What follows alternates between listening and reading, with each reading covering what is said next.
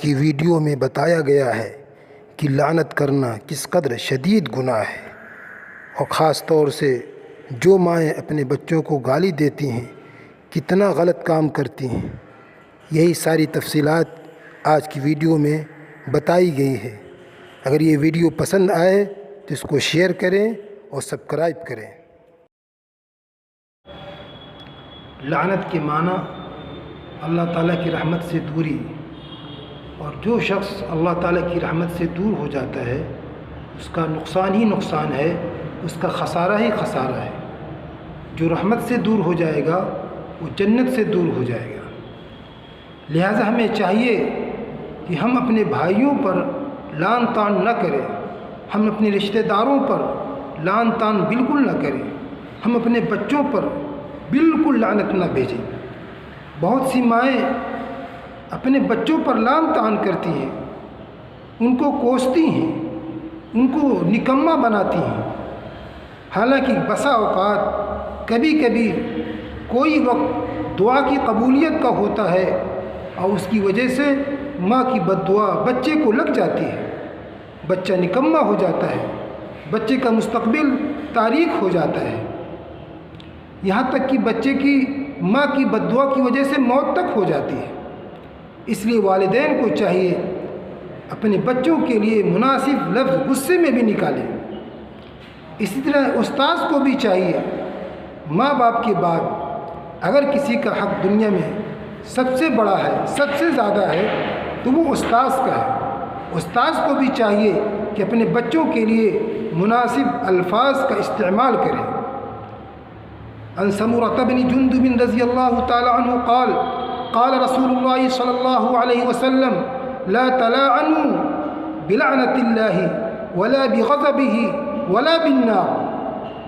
آپ صلی اللہ علیہ وسلم نے فرمایا کہ تم ایک دوسرے پر لعنت مت کرو، یہ مت کہو کہ تم پر اللہ کی لعنت ہو، یہ مت کہو کہ تم پر اللہ کا غضب نازل ہو، یہ مت کہو کہ تم جہنمی ہو۔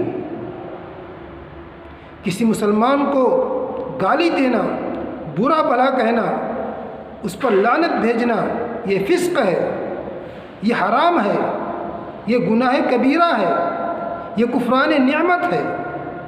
جو اخوت کی نعمت، جو بھائی چارگی کی نعمت اللہ تعالیٰ نے ہمیں دی ہے، اللہ تعالیٰ نے ہمیں ایک بھائی دیا ہے تاکہ ہم اس کے ساتھ ہمدردی کریں، وہ بھائی ہمارے ساتھ ہمدردی کرے۔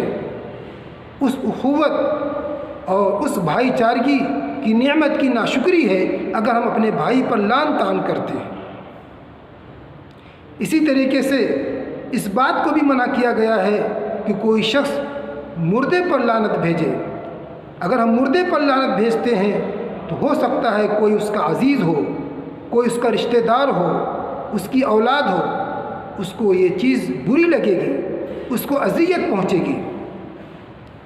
ایک بار آپ صلی اللہ علیہ وسلم کے سامنے غزوہ بدر کے جو مشرک مقتولین تھے، کچھ صحابہ کرام ان کا تذکرہ کرنے لگے، ان کی برائیوں کا تذکرہ کرنے لگے، تو آپ صلی اللہ علیہ وسلم نے فرمایا لا تؤذوا الاموات، لا تسبوا الاموات، لا تسبوا الاموات فتؤذوا الاحیاء۔ مردوں کو برا بھلا مت کہو، مردوں کو گالی مت دو، اس کی وجہ سے زندوں کو تکلیف ہوگی۔ جو شخص دنیا سے چلا گیا اس کو برا بھلا کہنے سے کیا فائدہ، اس کے بارے میں ہمیں کچھ نہیں معلوم، اور اگر ہم برا بھلا کہہ بھی رہے ہیں تو اس کا کیا نقصان ہونے والا ہے۔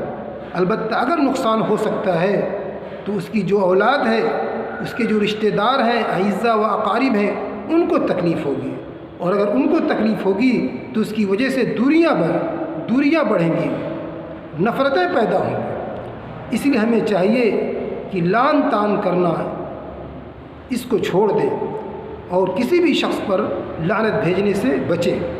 اگر کوئی شخص کسی کو لعنت بھیجتا ہے اور وہ لعنت کا مستحق نہیں ہے تو وہ لعنت خود لوٹ کر اس شخص کی طرف آتی ہے اور خود لعنت کا وہ شکار ہو جاتا ہے۔